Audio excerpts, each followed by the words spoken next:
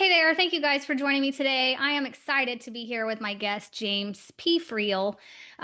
He is the founder of J Street Financial, and we are going to get into what he's doing now, but we're going to also look at how it started and how it's going, as he has been, I will call him a serial entrepreneur, although I didn't ask his permission to call him that. I've just known him a long time, and I know that he's done a lot of amazing things over the course of his career.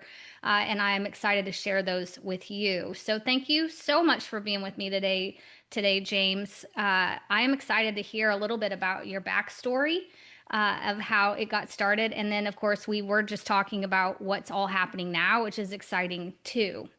So how about get us started with you? How did you get started in this entrepreneurial space? Sure. Yeah. Well, first of all, thanks for having me. I really appreciate it. And I hope that what we talk about will really connect with people because I think, anytime you ask a question like that, it really causes you to take a step back and be like, wow, how did I get here? Yeah. There's some decisions that are strategic and then some that are very opportunistic, and I think every entrepreneur that I've ever met has like kind of a cocktail and a blend of Mhm. of those two types of things. But I'll go way back and then leapfrog into the future a little bit. Okay, But great. so my first sales experience was when I was 8 years old. My parents were out and I was home by myself. My neighbor came up the driveway and he was this big Czechoslovakian guy. He was kind of intimidating, like especially for an 8-year-old. Big burly beard, thick accent. I could hardly understand what he said. And he knocked on the door. He's like, "Hey, are your parents home?" I was like no. And do we have? Can you go away now? I don't want to keep talking to you. But I told him they weren't home, and he just lingered and like I didn't know what to say to him, and he looked over and he's like, "Oh, is that your swing set?" I don't know if he was making small talk. I don't know what he was, and I was like, "Yeah, it's my swing set." And I don't know where it came from to this day. I was just like, "Well, I don't really use it anymore, and I know you've got two little kids. Do you want to buy it?" And he looked at me and he was just like, "Well, how much?" And I said, "Make me an offer." So he did. He offered me 75 bucks. I took it on the spot, shook hands with his giant gorilla hand that he had. And I helped him get it out of the ground, put it on his truck, and he went driving down the road with it. And my parents passed him on the way. Oh my And God. they were like, "Wait a second, did we just see him drive away with your swing set?" I said, "Yeah." And they were like, "Why?" I was like, "I sold it to him. I wasn't using it anymore, and I'd rather have the $75." So, so that's kind of the beginning for Oh my me. gosh. Did you get in trouble? I think they were more surprised than upset with me.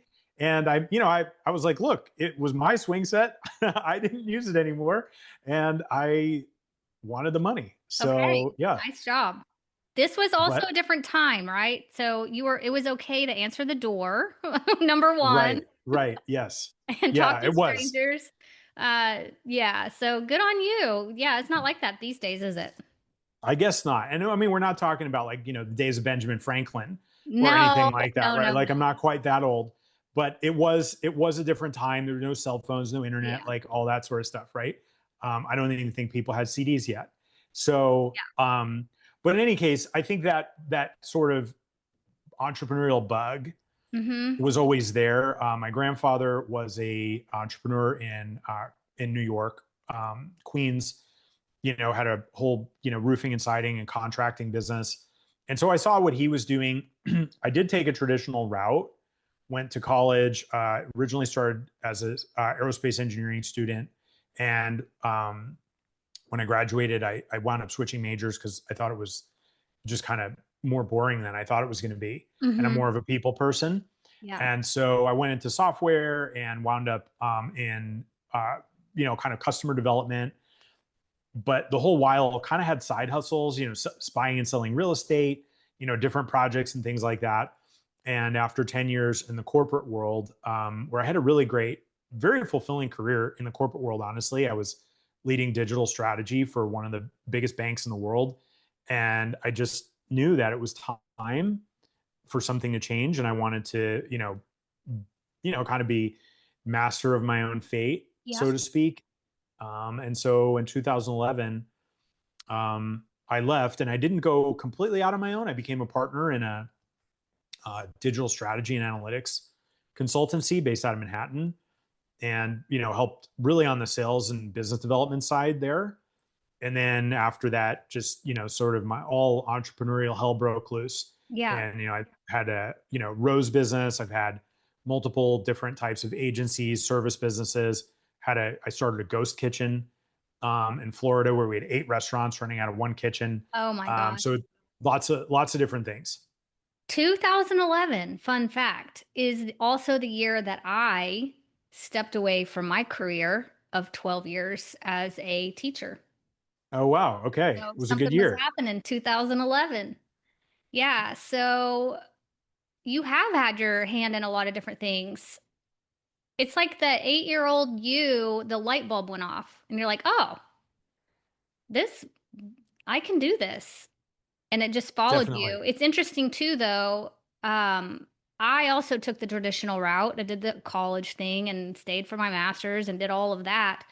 Um, I don't know if it's a generational thing. Back then, it was the 90s, right? And that was just kind of the norm, the normal path back Hmm. then. Now it's so different. There's so many options, and you don't even need that anymore. But I was taught like that's just kind of the thing you do is you just in order. Um, did you have any pressure to go that direction, or was that just kind of your natural progression of, life and education? Like pressure to go to To go to call, college yeah, or no, not really. I don't think honestly, I don't think anybody really cared what yeah, I yeah. was the first person in my family to go to college. But nobody was like, "Hey, you got to do this." Uh-huh. It was more of a self-driven, this is my next step. I'm just going to Yeah. go for it type of thing. That's Yeah. how it was for me too. I'm the oldest. My parents are educated. They were educators also, and but I was the only one of my siblings to go and through school and do it a couple times. But they're entrepreneurial. I don't know where we got this thing of being entrepreneurial. My parents, like I said, were teachers. Maybe we Mm. just saw the kind of the struggle within education itself as a whole and decided to carve our own paths. Is there anything that happened in your career when you decided to go ahead and just like in 2011 to step out? Was there just like a defining moment, or was it like, I think I can do better, or there's something else for me?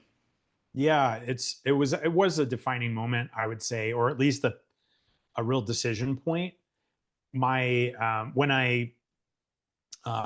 I left my first job after college, I was there, worked for a really big software company, and then I got recruited to go work for HSBC Bank, which has very Hmm. big company.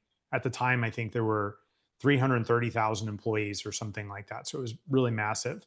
And I got my first job. I was like a senior manager of this sort of internal design and usability consultancy, and then I got a promotion, I got bonuses, like all this. And I remember talking with my grandfather, and I told him, hey, I'm doing this and blah, blah, blah. And he's like, wow, he's like, you're really climbing the corporate ladder. And I was like, yeah, this is the guy who, was the entrepreneurial, one of the entrepreneurial influences for me. And he's like, yeah, you're climbing the corporate ladder. I was like, yeah.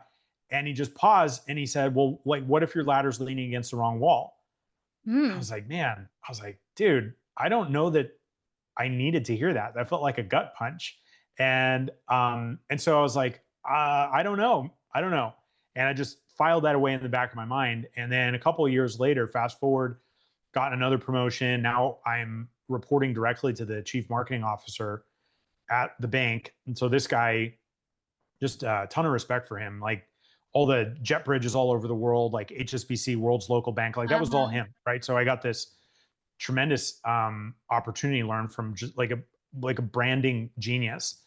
And I'm sitting in a meeting room with him, and he's like, look, we want to give you another promotion. We want to give you a pay increase, move you over to London full time. We'll equalize your taxes, do all that, like offer of a lifetime. And then he mentioned, he's like, and I think that over time no promises, but I think there might be a possibility to groom you to like take over my role. And I was maybe 31 or 32 at the time. And I was like, wow, that's incredible. But like all I could think about in the back of my mind was what my grandfather had said years earlier is like, is your ladder leaning against the right wall? And so in that moment, I kind of looked at him and looked at what I was doing. I was like, well, that's the next rung on this ladder. And is that really what I want? And meanwhile, like I mentioned, had all these side hustles and always had like things going on and everything. And so I turned down that offer. And in turning down that offer, that sort of created a sequence of events where Hmm. they were like, well, obviously you're not serious about staying here, Yeah. because otherwise you'd take this. And so, so we parted ways, several months after that. And that was, it was scary. It was definitely not something where I was, all excited about it. I was, equal parts nervous and excited and anxious and like all that. But it was a very clear sort of defining moment, I would say. It wasn't just drift. It Hmm. kind of came to a head, so to speak. Did you have any people in your life at the time that were just like, man, what are you doing? You're crazy. Why didn't you Oh, take for sure. Yeah, pretty much everybody. that? Not Yeah. not everybody. I would say I'm not. My ex-wife was super supportive, which I'm very grateful for because I think if she had not been, I may not have Hmm. done that. But by and large, most people were like, "Dude, you're out of your mind." Right? It wasn't, and I don't say this to like brag or anything. It was a really great job, right? Like a really, really great Yeah. job with a really great company and not just good paycheck, but like, I really enjoyed the work also, I mean, you could right? have been there feasibly for your whole life. Like you could have Totally. retired there. 100%. Like that was one of those companies where, I could have been on a track where they would say, all right, go live in this country for 6 months, go live in this country for 6 months. And it would have been an opportunity to, kind of have a completely different career trajectory. And um, so I wasn't running away from something that was like bad, Yeah. right? I enjoyed it, but I felt like there was a part of me that I would never get to meet or tap into if I just stayed there and in this very comfortable environment. Hmm. And I needed to kind of get kicked out of the nest, so to speak, and really put myself to the test and say, like, what do I really want to do? What's really important to me? And give myself the opportunity to explore, you know, business and different things Yeah. that I was interested in. And I think ultimately it came down to feeling like confined in a certain way, Yeah. even though I had this big canvas of like, the company was in 86 different countries. So it wasn't like I wasn't going into a specific office every day in a cubicle where I was miserable. And I was flying 200 or 300,000 miles a year all over the world, meeting people. So it was like really cool, but I didn't feel like I could reach that next level of my own personal potential if I stayed in that role and accepted that next level and that new position. That's incredible, I think. Um, Back then, 2011, were you doing any kind of personal development at the time, or did that come later as you jumped into the entrepreneurial space? I would say I definitely had been doing some for sure. One of my first mentors was a guy named Keith Cunningham, who was also the Rich Dad from the Rich Dad Poor Dad book. I met him at an event where he was speaking, and while I was still in the corporate role, and he offered a couple different classes, and I just like took everything. Mm-hmm. And I, so that was a big influence. And I had started dipping my toe in the water. I've been a voracious reader my entire life. Yeah. Um, Influence of a lot of different people, grandparents, my mom, like all that sort of stuff. And I've always been consuming books and things about how to achieve more and how to become a better version of yourself. So all of that had already been in place. I started taking these classes from Keith. um, Definitely kicked it into high gear after I was, Yeah. kind of left the corporate nest. But yeah, I definitely started beforehand.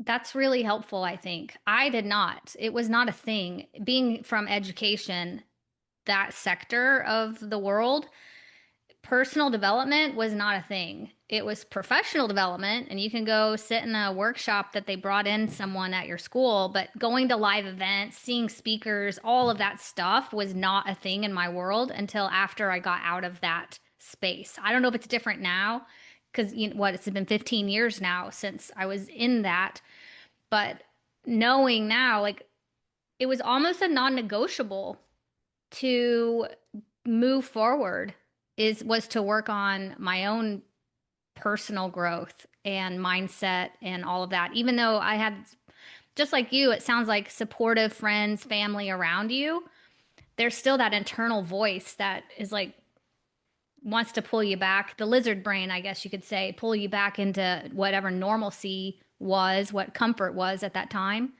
So personal development has to play a huge part of that.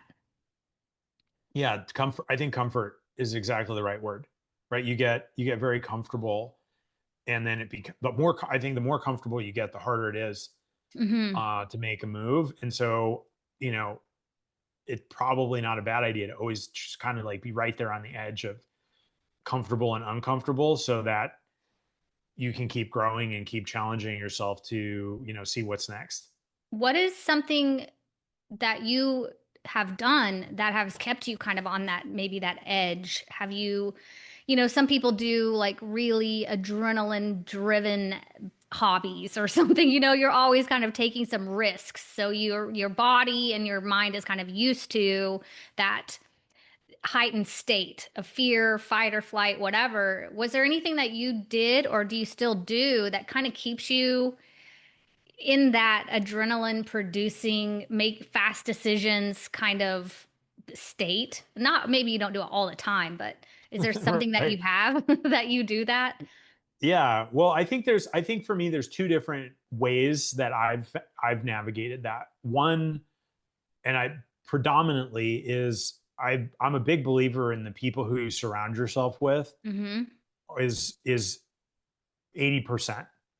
If I'm with a group of people and that group of people all they care about is, playing video games and drinking and partying all weekend, like I'm not really going to be motivated to Yeah. expand because everyone is just very comfortable. And so one of the things that was really sort strategic but also opportunistic when I did leave my job was finding a way to integrate myself with people who were growing and pushing themselves, right? And so I became part of this very small group that Keith was running at the time, and being exposed to people who were pushing hard, who were thinking bigger, who were, kind of coming at things from a different perspective was just a massive influence on me, because that what you're surrounded by becomes the new normal. Absolutely. And we all sort of are mean reverting in the sense that we want to become normal with the group that we're associated with, right? So I think,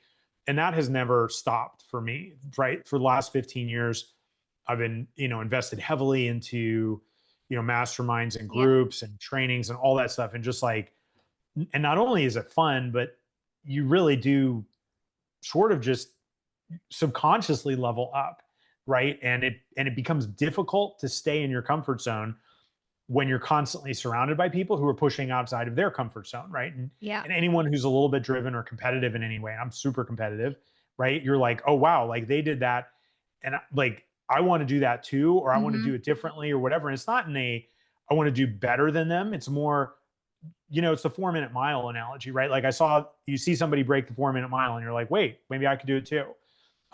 So I think that's been a really, really big thing. As far as like the short reflexive adrenaline thing, I do boxing several Okay. times a week. And I've done that for a long time. I don't know that I do it because I'm trying to get out of my comfort zone. I just like it. And it does keep you sharp. You don't want to Yeah. get hit in the head. Yeah. And so that's a good thing. Well, for a competitive person too, if you played sports or anything like that, as adults, we don't get a lot of opportunities to be competitive. And so when you put yourself in that boxing ring or whatever, you get to bring some of that back and kind of, and even if you're not competing in a actual match or um, race or anything like that, you're competing against what you did yesterday or the day Totally. before Yeah. or the last tournament you were in or whatever. And so I know it sounds very cliche. It's like you're not competing against anyone, you're just competing against the version of you or whatever. But it's true. If you just focus Yeah. on getting better than you were when you did this before, I mean, you get to stay in your lane and you get to continuously improve without judgment, really.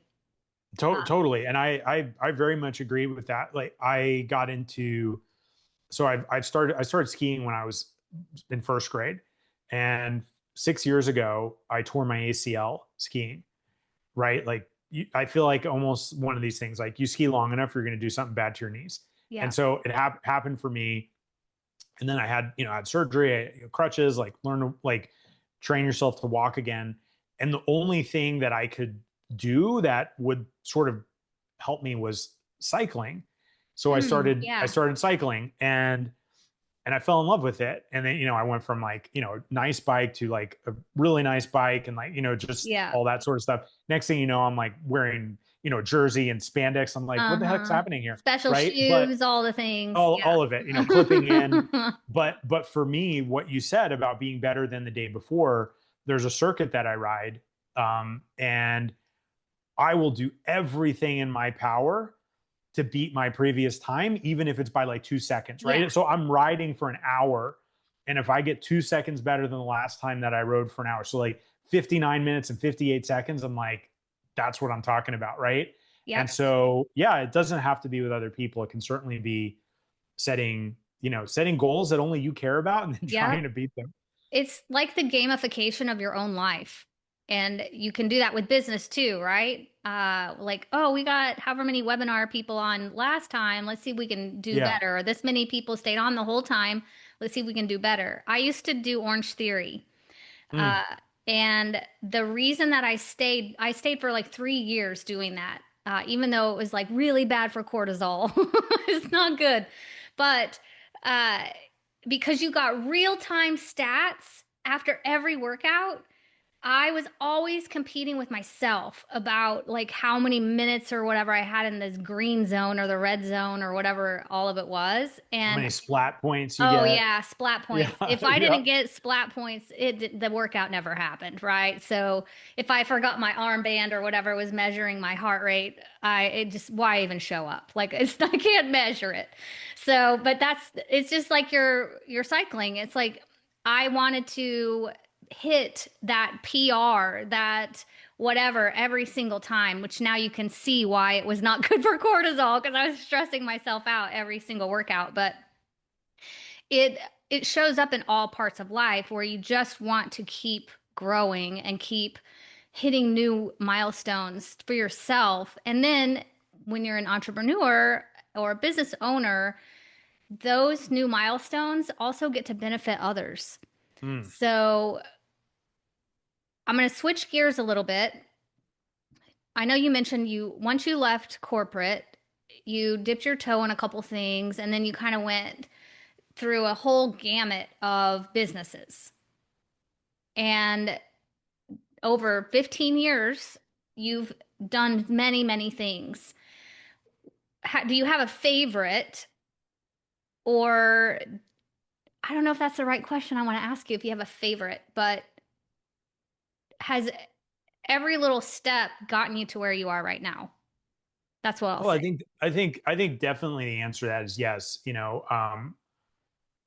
Steve Jobs said in his famous Stanford University commencement speech that you can only connect the dots looking backwards, Yeah.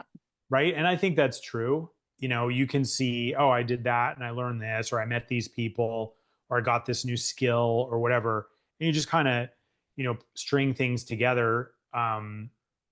So I definitely think so. That's unless you are asleep at the wheel, no matter whether something is successful or unsuccessful, you can be learning from it and figuring out how to, become more capable and bring that new skill set into your next thing. Some of the things that I've done, from a results perspective, I'm like, yeah, we really nailed that. And Hmm. other things, or just like, man, what a monumental disappointment, you know? And that's the game too, Yeah. right? You can't expect to, I'm a baseball guy, you can't expect to get up to bat and get on, and get a hit every time, right? A Hall of Fame baseball player strikes out or gets out 7 out of 10 times over the Yeah. course of their career, right? They only get on base or get a hit, 3 out of 10 times. And I think that's a good frame, right? You don't have to, win all the time, but you have to be committed to figuring out, how do I do better? How do I play the game in a sharper, more deliberate way? Yeah, and learn from it every way instead of going back. And I know a lot of people that I work with and talk to, are friends with, we have a tendency to go back and maybe want to beat ourselves up. Like, God, what was I thinking? Why did I even like where did that even come from? Why did I even go that way? Like that was, we start talking negatively about the direction instead of looking really into it and learning what did we get out of that. Um, I know like you don't move forward by looking backwards. I know you can connect the dots backwards, but if you stay back there, you're not ever going to be able to continue to move forward if you're back here beating yourself up for a silly decision or an idea, whatever. That's just part of the process. We've all Yeah. Well, had that it. I We've all tried to create things that just weren't a great fit, for whatever reason. Yeah. Well, and I think so I don't know if you've read the book Thinking in Bets by Annie Duke. No. Really great book. She was a World Series poker champion and wrote about, probabilistic decision making. One of the terms that I learned from that book, which I thought was really good, kind of going along with what you're saying, is in poker, when the hand is done, you see what everybody else had, and then you're kind of like, oh, I guess I should have done this or I should have done Yes. that. And that's exactly what you're talking about. There's a term for that in poker, and I guess elsewhere, called resulting. Ooh. Resulting is this idea that now that I know more information, I'm going to go back in time and criticize myself for not knowing the information that only current me could possibly know. And I think a lot of times we get stuck in those negative feedback loops Yeah. is because we're resulting. And the whole idea is like, you've got to figure out, how do I make the best decision that I possibly can with the information that I have, knowing that there are no perfect decisions. Nobody knows what's coming down the pipe, and that's the way it is. And so the more time I spend trying to worry about, did I, now that I know all these different things, did I do Yeah. the right thing? It's just a tremendous amount of wasted energy. Yeah. And that energy could otherwise be applied towards something now and in the future that is far more productive. I'm a big fan of analyzing, like, to become better at making decisions, but I don't want to spend any time resulting, because Hmm. it's not useful. It's really not. It's counterproductive, really. Yeah. But Well, gosh, then you start it's second guessing easy to everything. do. It's easy.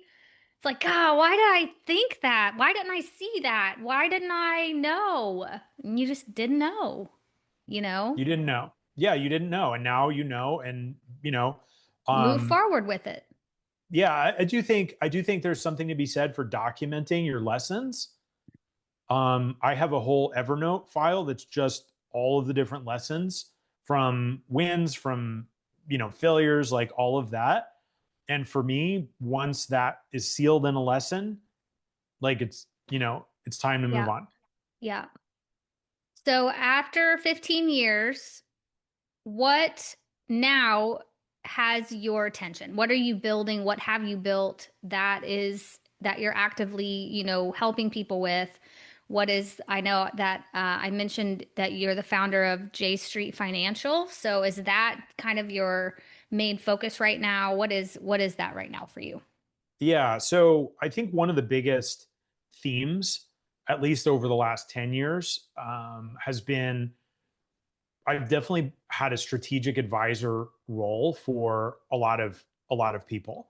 I think probably to date, I've worked with, on a one-on-one basis, no less than 500 founders and or their leadership teams to help elevate their strategic decision making, whether that's, decision making around growing their team, where to allocate resources, how to grow their business, improve their sales or their bottom line. And this is the stat that kind of makes me feel a little bit old. Like probably just shy of 30,000 hours of consulting experience at this point. Yeah. And one of the things that I've found is most entrepreneurs and founders would be far more likely to make better decisions if they understood the potential consequences of those decisions before they pull the trigger.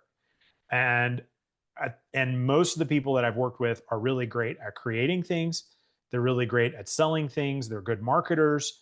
They're good product people, but very few of them understand their numbers and their finances in a way that helps them make confident, clear, and educated decisions on how to move forward, right? Yeah. And the whole sort of finance function of a business for most people is like looking through your rearview mirror. You just see what happened, right? Yeah.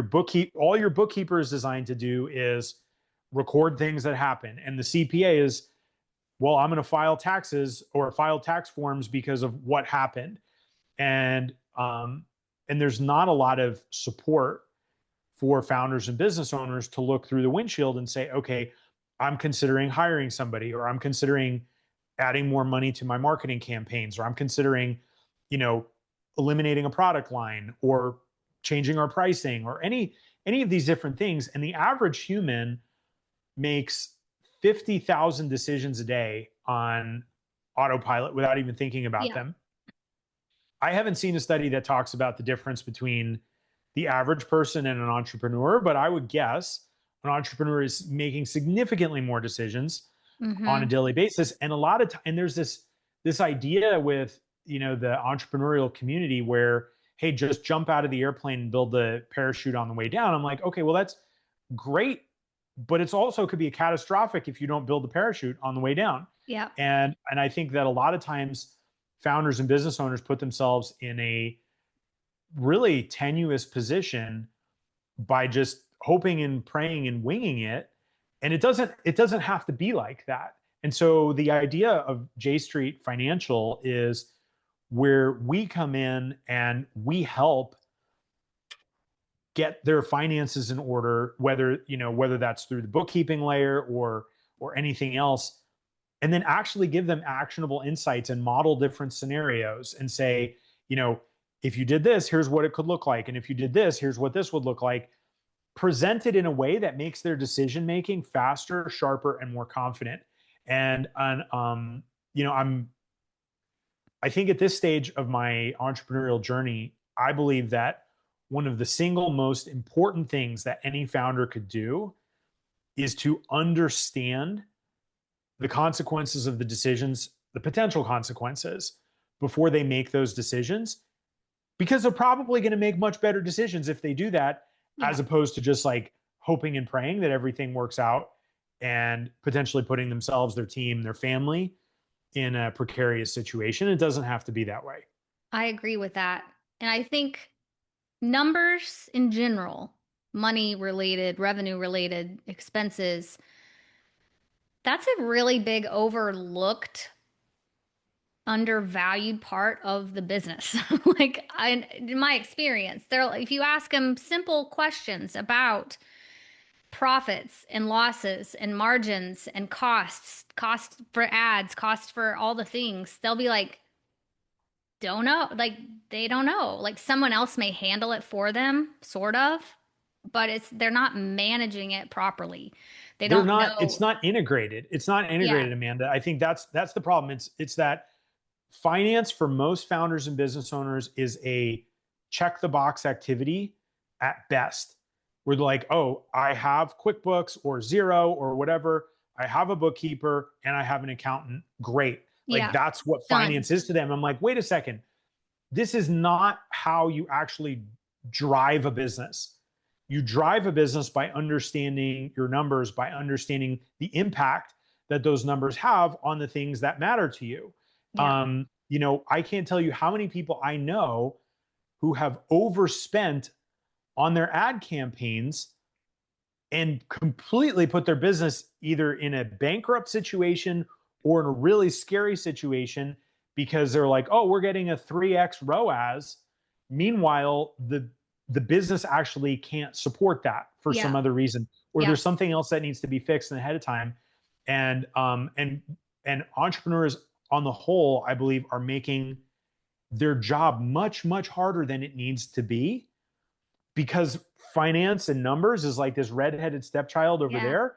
And I'm not saying, hey, you need to become a finance expert. I'm saying with the J Street Financial stuff, I'm saying let us worry about all that and just present possible decisions and scenarios to you so that you make better decisions and you feel safer when you go to sleep at night because you're not worrying about, did I make a stupid decision today? Yeah. Right? Like there's enough that's going to go on in the world that could cause a problem in your business. Like you don't need unforced errors. You don't need to be cutting yourself off at the knees. At least give yourself the best chance of success. And I think the best chance of success is becoming friends with the ability to make higher quality decisions, and honestly faster decisions, because they're framed in a way that lets you actually know what you're doing.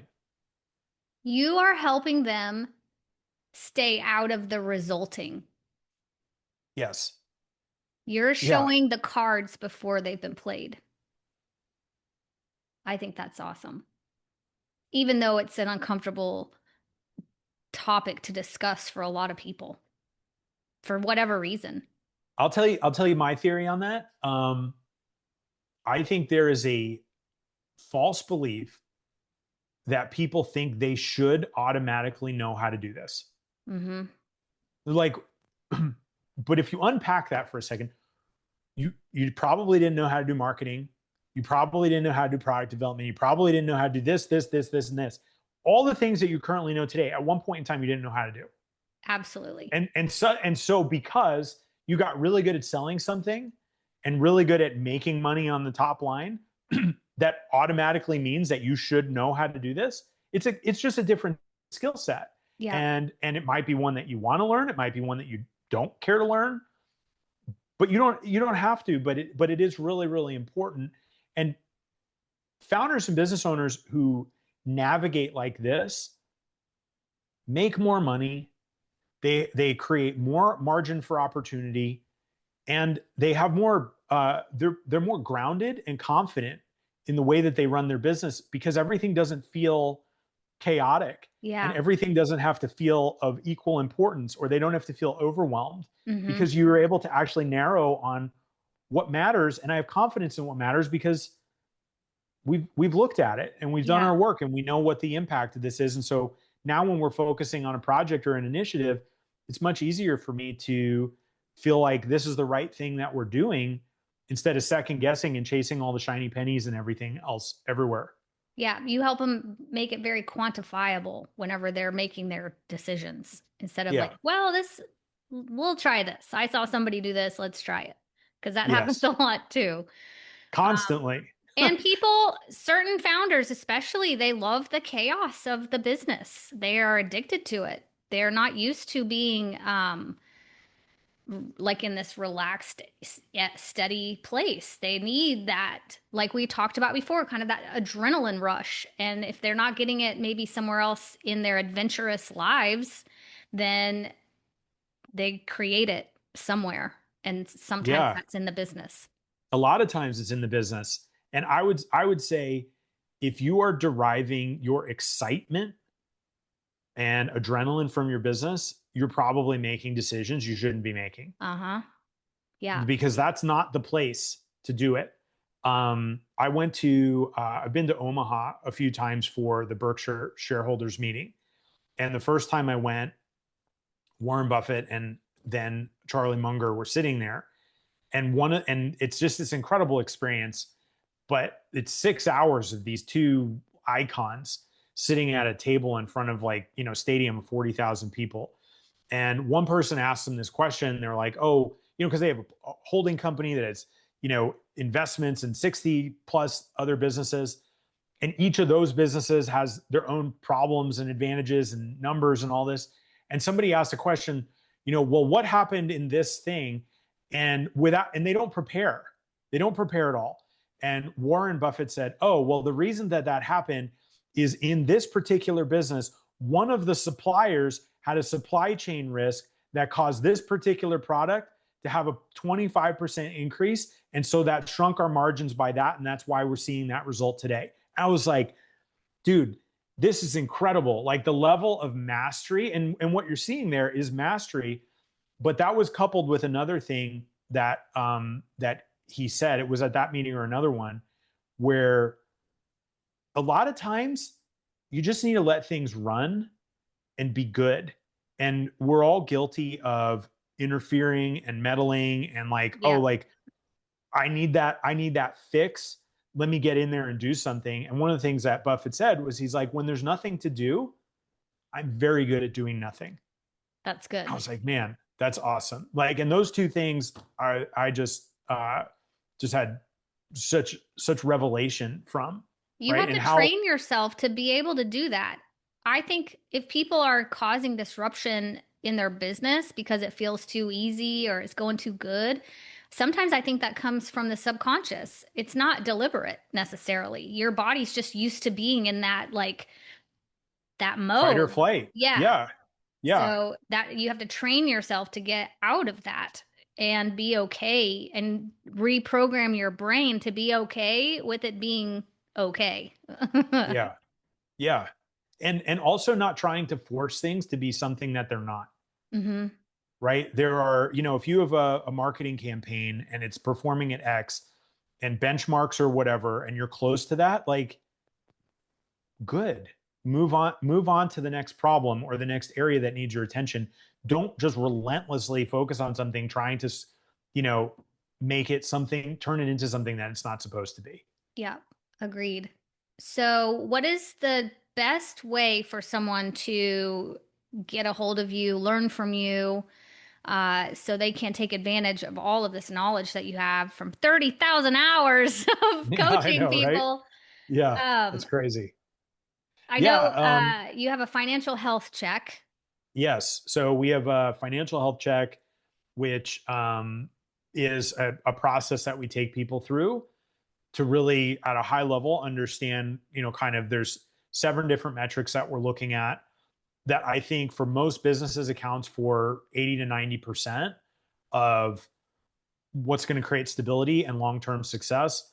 And so we go through those with people, kind of very simple red, yellow, green sort of way of looking at it. Hmm.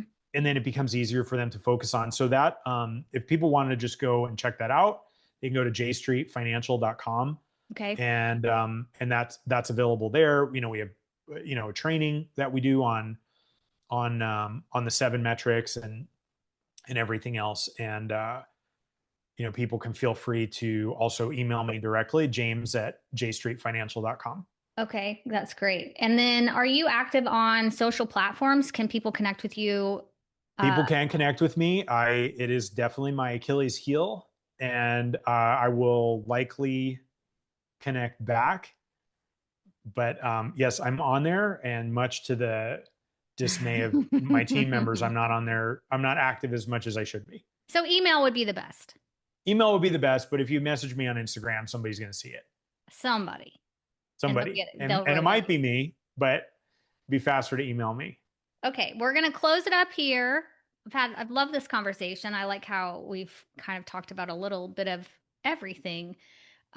What's really next for you? So we're just getting started in 2026, really. We're still in Q1 Mm-hmm. and there's a lot to happen. So, and there's a lot happening in in the world right now in all kinds of ways. So, what's next for you? Is it just to continue to focus in helping people in this scenario? Are you still creating things, as people, as entrepreneurs do? We have always this creative thing happening as well. So, what's next? Yeah, I think this J Street Financial is really what I'm focusing on. You know, um, I I made an intentional decision at the end of last year to simplify the things that I was involved in. I had acquired a company 3.5 years ago. As of last week, I just exited out of that to give myself more space and bandwidth. Um, I think there are very few topics that I am as convicted Mm-hmm. and determined to help with as this idea of providing people actionable intelligence to make better decisions to grow their business. And it's something that I've done in various capacities, even back in the corporate days. Like one of the things I was doing there was surfacing things in a way that helped even big corporates make better decisions. And for whatever reason, we took a meandering path to get here, even though that's been a through line and an undercurrent in everything that I've done. And so really just raising that level of visibility and providing that kind of support to people. And we're building just a really amazing offer and process Mm-hmm. and everything, making it accessible to people where they don't have to, because most people who work with me privately pay $3,000 an hour, and I Yeah. realize not everybody's going to do that, but I don't think that it has to be packaged up that way, and I want it to be able to scale. And so I'm taking that 30,000 hours of very Yeah. unscalable, unsexy work and saying, okay, this is what we're going to do. We're going to come and install this in your business, and I guarantee you're going to be better off for it. So that's what I'm pushing forward for the foreseeable future. Great. I love it.